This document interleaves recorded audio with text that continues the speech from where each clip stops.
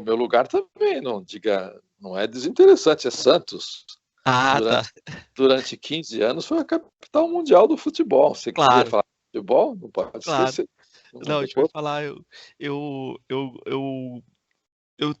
pesquisei muito tempo para escrever um artigo sobre o Bento Prado e o futebol, porque eu sei que o primeiro texto que ele escreveu parece que foi um texto sobre futebol, assim. Pois, você sabe o que é?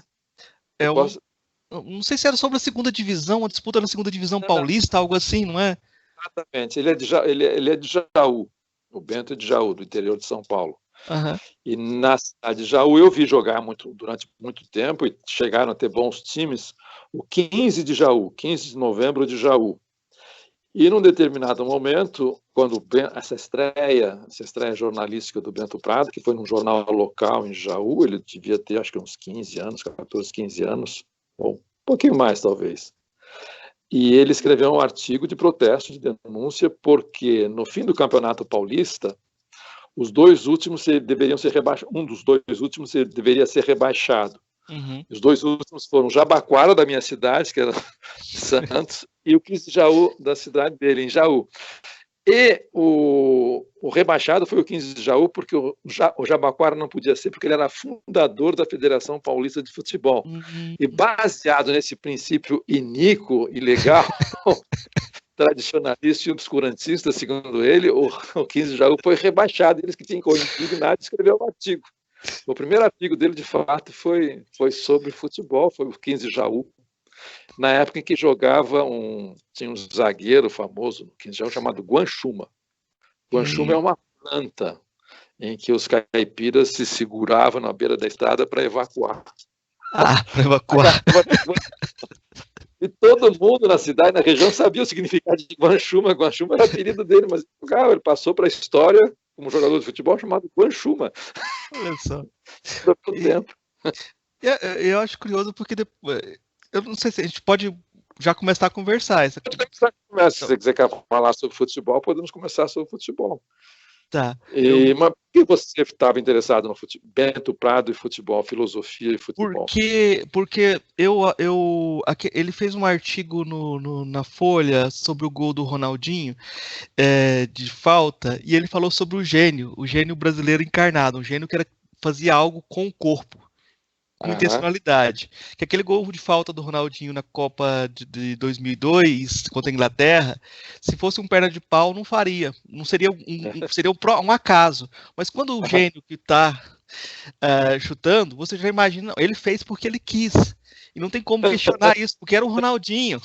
Era o Ronaldinho. E aí ele soltou essa do sublime feito com corpo. Um sublime e com intencionalidade. Né? E a gente ia participar de um congresso sobre corpo e filosofia.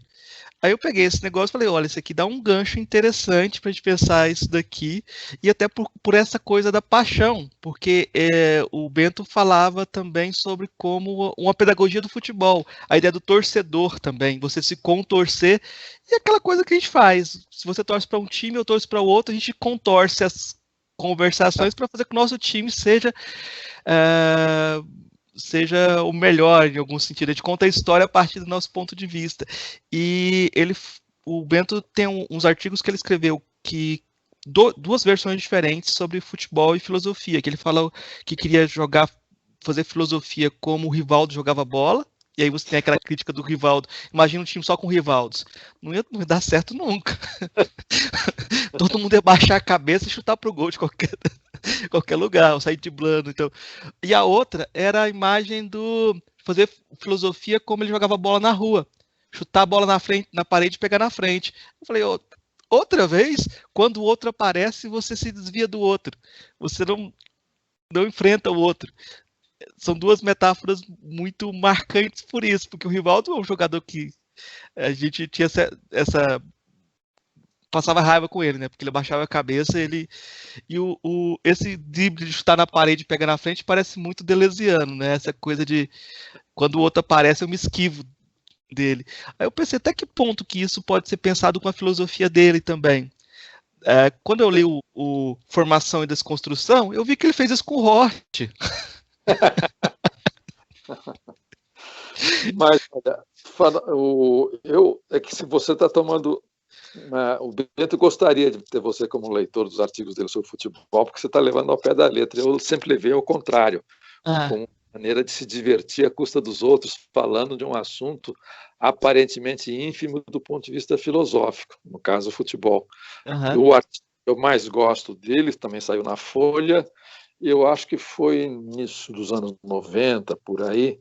Era a véspera de uma decisão do Campeonato Paulista, Hum, possivelmente. Era a véspera de um jogo entre Palmeiras e Corinthians. Se você procura, eu me aham, lembro mais o título, eu tenho aham. o recorte, tenho os recortes todos dele, em que, em um certo momento, ele compara, ou diz, o Palmeiras, vocês têm uma falsa ideia do Palmeiras, porque o Palmeiras não existe no mundo sublunar, no mundo sensível. O Palmeiras é uma ideia platônica.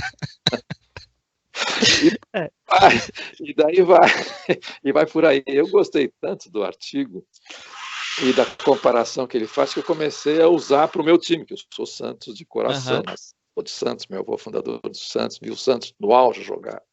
Então, e eu gostei tanto que eu adaptava para o Santos e comecei a dizer, olha, a ideia original é do Bento falando do Palmeiras, mas na verdade ele estava pensando no Santos.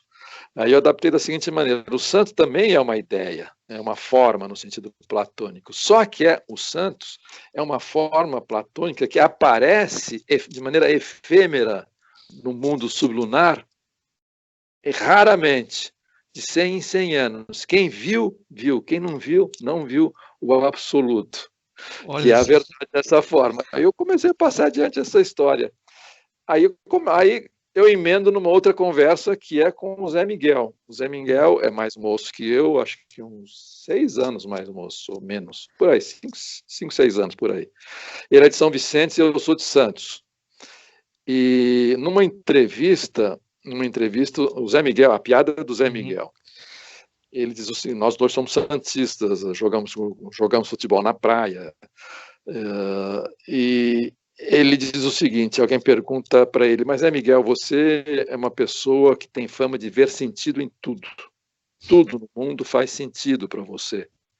E ele tem uma história de vida pessoal, familiar trágica. Ele perdeu uma mulher, perdeu um filho em condições dramáticas. E mesmo assim, ele é o Zé Miguel, é aquela força que a gente conhece. E ele diz: é verdade, eu vejo sentido em tudo, sim. E é uma característica que eu reconheço, pode ser um defeito, pode ser uma qualidade, mas é há um paradoxo nisso aí, diz ele, por causa do meu amigo Paulo Arantes. Porque eu e ele, eu vejo sentido em tudo porque eu vi o absoluto, eu vi a verdade, que é o Santos Futebol Clube dos anos 60 jogando. E o Paulo também viu. E concorda comigo que nós vimos juntos, na mesma época, o absoluto, a verdade, a luz, a ideia platônica por excelência. Só que, em função disso, eu vejo sentido em tudo, e o Paulo não. Contraditoriamente, paradoxalmente, ele não vê sentido em nada. E, no entanto, nós dois vimos a verdade. Como a verdade é uma só, eu não sei como explicar esse paradoxo. Está numa entrevista dele. eu tô achando que o Santos é praticamente a máquina do mundo que o Drummond viu. Pô, o livro dele, é a máquina do mundo, é a mineração, é o capitalismo, mas pode ser a máquina do mundo. Bom, se dizia que era uma máquina que jogava sobre música, mas é uma coisa impressionante, já que você quer falar sobre futebol, e obviamente, o Veneno e Remédio, eu acho que é muito bola para cima. O último capítulo chama Bola ao Alto, né? Uhum. Eu acho que a interpretação do Brasil dele é alta demais, é muito bola ao alto. Mas o que mais me fascina no livro, bom, o livro é um excelente livro, indiscutivelmente, enfim, é uma proeza como interpretação Uhum. do Brasil através do futebol. De fato, é o melhor livro sobre futebol já escrito no Brasil. Mas o que mais me fascina é justamente o primeiro capítulo, que é a evocação da infância e juventude dele na praia, jogando futebol na praia, que é exatamente a minha juventude, a minha adolescência e juventude jogando futebol na praia antes de ir para São Paulo para a faculdade. E a sensação, o sentimento utópico de se jogar na praia numa tarde já caindo, ou de manhã cedo, é um negócio inacreditável. É um negócio inacreditável. E naquele momento, na época que nós jogávamos na praia, possivelmente, no caso dos nossos respectivos times, nossos times não respectivos, nosso mesmo time estava no auge, e, portanto, em Santos, ele não em São Vicente. São Vicente, ele tinha, o único que morava do grande time do Santos era o Pepe, que morava em São Vicente. E, curiosamente, o Pepe fazia o seguinte, isso é inimaginável atualmente. O Pepe morava em São Vicente, ele pegava o bonde, porque Santos e São Vicente são grudadas. Ele pegava, para ir treinar, ele pegava o bonde 13, descia no canal 1, e lá pegava outro bonde. E com esse outro bonde ele ia até a Vila Belmiro. Treinava, fazia o mesmo percurso de volta e ia para São Vicente. Eu imagino que ele fez isso a vida inteira. Depois comprou um Fusquinha. Eu acho que até hoje mora. Deu uma entrevista outro dia, está com 90 anos, quase 90 anos, fazendo a mesma coisa, morando em São Vicente. Então, em Santos, esse time dos sonhos do Santos, eles moravam na cidade. Eles não mudavam de time. Então, a gente cruzava com eles no centro da cidade, na praia. De vez em quando, eles não resistiam, deixavam de ser profissionais e entravam numa pelada na praia, o que era proibido. A diretoria não permitia, porque eles podiam se machucar e pronto. Enfim, era um prejuízo enorme. Então, a gente cruzava com eles. Então, nós jogamos, eu e o Zé Miguel. Bom, o Zé Miguel era um craque, eu era mais um carregador de piano, mas tinha meus momentos de inspiração também. E era zagueiro, ele não, ele era meio campo e atacante. Então, nós jogamos no mesmo momento em que esses semideuses estavam jogando à volta do mundo, na mesma época. Então, é como se a vibração deles nos contaminasse. E jogar futebol na praia é uma coisa, digamos, indescritivelmente superior a jogar futebol num campo de várzea. O campo de várzea tem mato, tal, tem uma outra emoção, mas na praia não. Na praia é diferente porque você está do lado do mar. Você tem a brisa marinha, é um espaço imenso, porque a praia de Santos é uma praia lisa, dura. Você tem a água que chega, você disputa a água, você tem disputa de bola dentro da água, às vezes. E a bola, quando chega na parte que tem o areião, como no Rio de Janeiro, o jogo é interrompido, porque o areião não se joga futebol. Curiosamente, jogar no areião é coisa de grosso e cansa demais. Então, é como se fosse bola fora. Aí você fazia um lateral e a bola voltava. E, bom, mesmo sendo um carregador de piano, eu me lembro de partidas jogando bola. Você joga bola indefinidamente, você não presta atenção no placar e nada, é pelo prazer de jogar bola. Pelo prazer de jogar bola, você joga horas a fio, nem percebe isso. E mesmo sendo um carregador de piano, de vez em quando eu percebia que eu tinha jogado bem, que aquele jogo estava indo. A sensação de felicidade é absolutamente indescritível para quem gosta de futebol, joga futebol, vê futebol. E eu me lembro das vezes quando depois professor adulto, quando eu tenho a sensação de que eu estou dando uma aula que está interessando os alunos, que a aula está fluindo, está sendo boa, ou uma fala, uma conferência, os segundos de felicidade que você tem naquele momento não é vaidade, não é? Porque a coisa está funcionando, de plenitude, de beatitude, vem imediatamente a imagem de um jogo na praia rolando bem. É essa imagem de felicidade que você tem. E ele escreve isso admiravelmente bem no capítulo introdutório do livro dele. O que é jogar na praia, ficar esperando para entrar a sua vez, a escolha dos times, e o fato de você jogar indefinidamente, se prestar atenção em nada. É o sublime brasileiro. Eu acho, na minha modesta visão, eu acho que se eu puder falar do sublime, eu falo a experiência do futebol, mas Claro. da pelada, não o jogo profissional. Sim. Depois, eu tinha alguns colegas de classe que, na época, um deles conseguiu entrar na peneira do Santos e jogar nas divisões inferiores, jogar nem preliminar. Como eu ia à Vila Belmiro uma vez por semana, tinha jogo de noite, tinha 2 jogos, tinha um jogo de domingo e de quarta-feira, um dentro e um fora, E eu vi ele jogar na divisão, nos aspirantes. Aí você sentia a barra pesar, você via que ele não estava à vontade, não era legal. Legal era pelada mesmo. Uhum. Aliás, o Zé Miguel cita nesse capítulo inicial a famosa frase do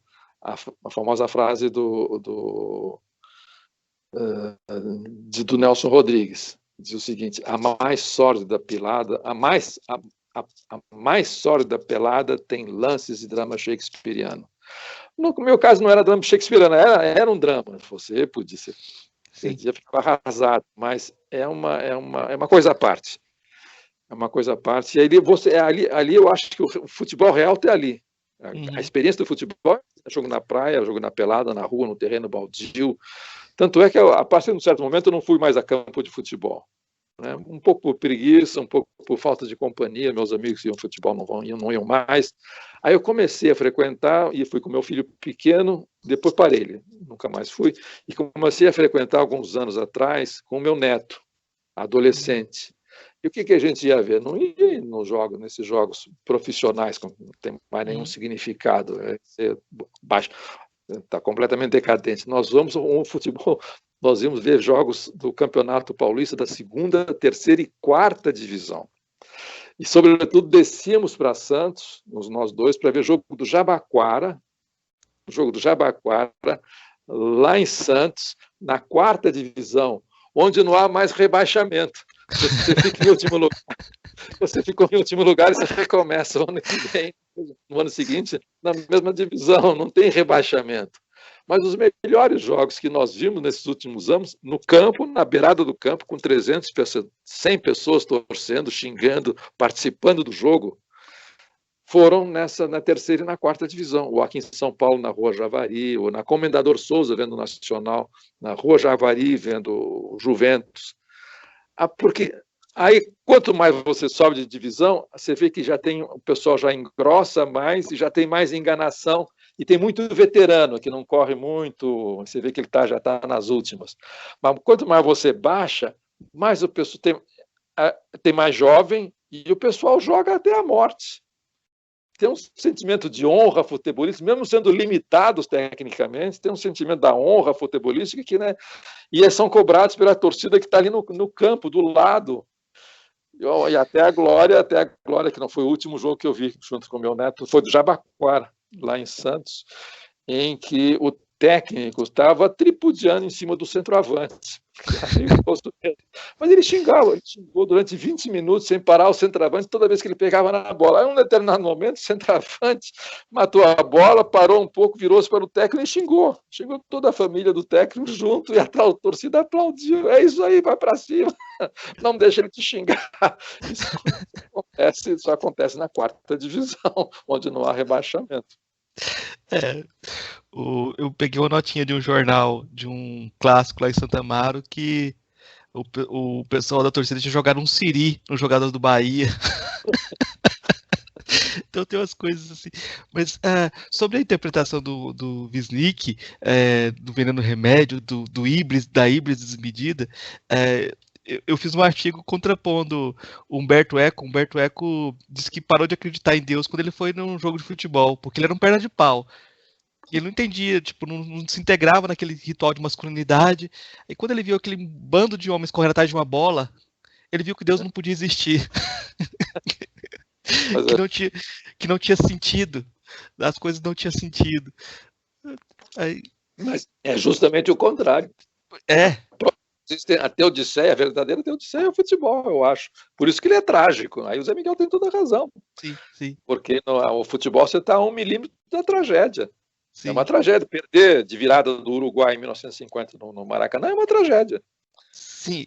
Aí no texto que eu fiz, eu fui mostrando que o Humberto Eco não entendeu o Brasil. Ele descreve o Brasil como o contrário da Europa.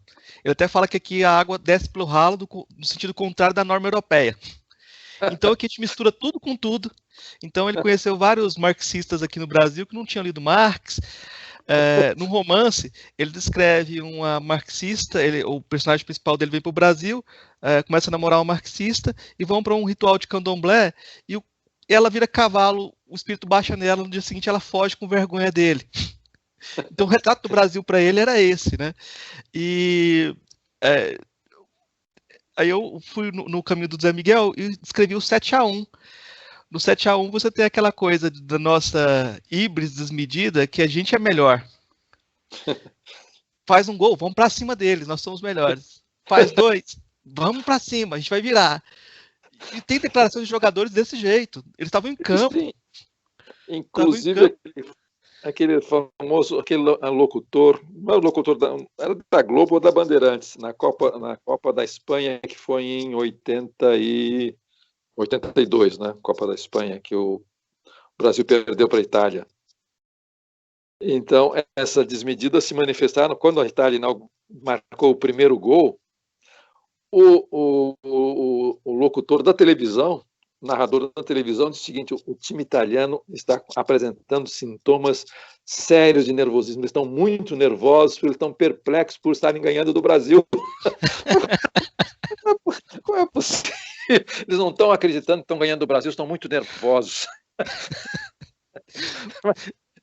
Não, aí, o título que eu dei para o artigo era O Entusiasmo dos Deuses.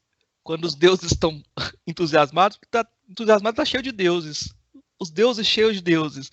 Que aquela seleção brasileira que chegava, rezava o hino nacional de mãos dadas, como se Deus fizesse ganhar. Tinha que ser uma catástrofe, tinha que ser um desastre para ver se o pessoal acordava que Deus não está. Se ele existe, ele não está preocupado muito com o Brasil, não. Já pensou o pessoal ganhar a Copa do Mundo, sair com Deus é brasileiro, Deus aqui, Deus 100%, ainda bem que isso não aconteceu. Ter assistido no Alambrado. Bom, no jeito que for futebol, vamos parar com as conversas de futebol, senão Sim. A gente vai longe. Hein? Ah, tá. Então... Assistindo no Alambrado, no Pacaembu, um Corinthians e São Paulo, e o Santos estava na bica para poder disputar com um ou outro, caso o São Paulo ou empatasse ou ganhasse o jogo. Aí, caso o Corinthians empatasse ou ganhasse o jogo. Se o São Paulo empatasse ou ganhasse, o Santos perdia o campeonato. Então, eu assisti no Alambrado secando o São Paulo o tempo inteiro. Um dos grandes prazeres perversos do futebol é secar um time que não tem nada a ver. E no último minuto, o Corinthians fez um gol e ganhou de 1-0, portanto, classificou o Santos, que foi para a final com o São Paulo, e ganhou. E eu me lembro, depois ouvindo pelo radinho, né, o jogador de São Paulo saindo do campo e dando entrevista, e o capitão, um grande zagueiro, um negro alto, bonito, de 1,90 m, chorando. Dizia, não dá para acreditar. Não dá para acreditar. No último minuto. Se for assim, diz ele, se for assim, não dá para acreditar em mais nada. Deus não existe. Uma coisa dessa, a gente desconfia até da existência de Deus. Diz ele, não dá. É isso mesmo. É isso mesmo. Mas eu queria, só para a gente talvez fechar esse caminho do futebol, porque eu acho que no começo você marcou a diferença entre a forma como você via futebol e a forma como o Bento via.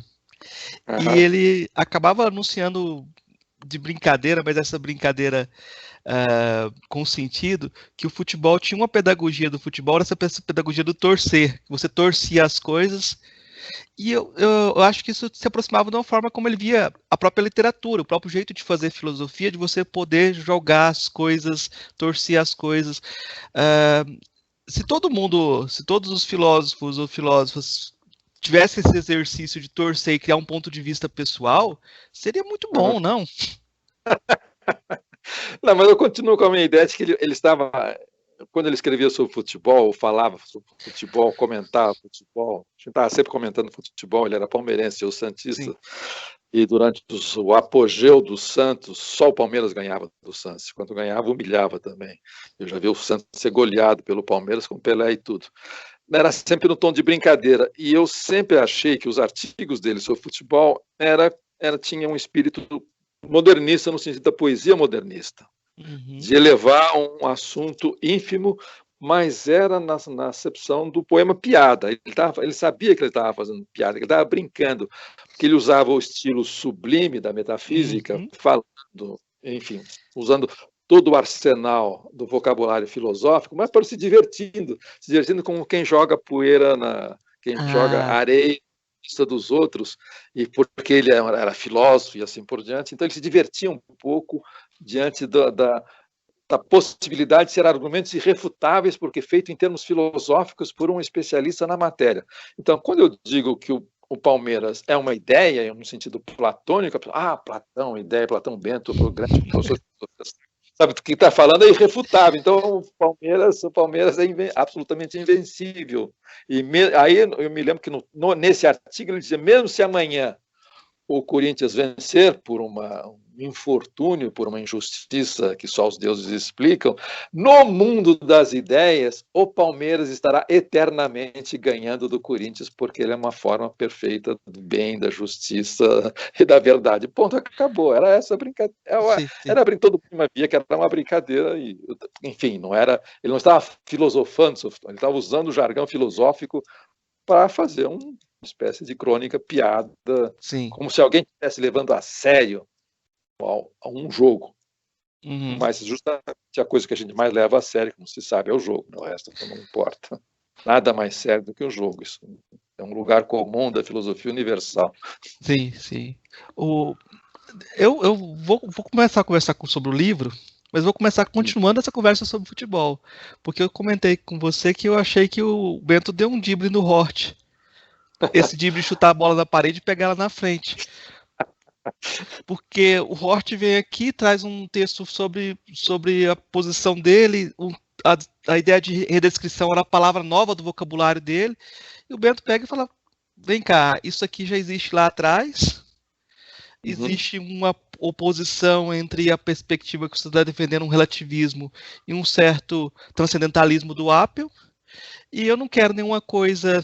Ele vê a impossibilidade de seguir o Hort em determinados aspectos, nos aspectos políticos, da ideia de privilegiar a liberdade, e ele não quer também o Apel pelas consequências até filosóficas, e até nega a ideia de conversação, ele nega a ideia de conversação, porque esse ponto final que os dois têm em comum, ele não achava que não devia ser esse o caminho, e exalta os filósofos individualistas, esses filósofos isolados que não participaram da conversação. Então é como se falasse, olha, você veio para cá, eu vou tacar a bola para casa. Faz sentido? Não faz sentido. Não, agora estou dando risada porque você se lembra bem da exposição do Bento e eu não me lembro mais.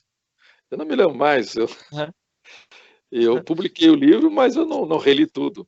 E eu não me lembro mais da fala do Bento. Agora você me falando, estou começando a se divertindo às custas do Hort, entre outras coisas. Como ele se divertia nos artigos sobre futebol. Sim, sim. Mas esse jogo do filósofo individualista, essa negação da conversação, eu acho muito interessante também, muito sintomática de como a gente faz filosofia no Brasil. Bom, porque aí já é velha guarda, né? Mas no caso do Bento, põe velha guarda, disse, eu fui aluno do Bento.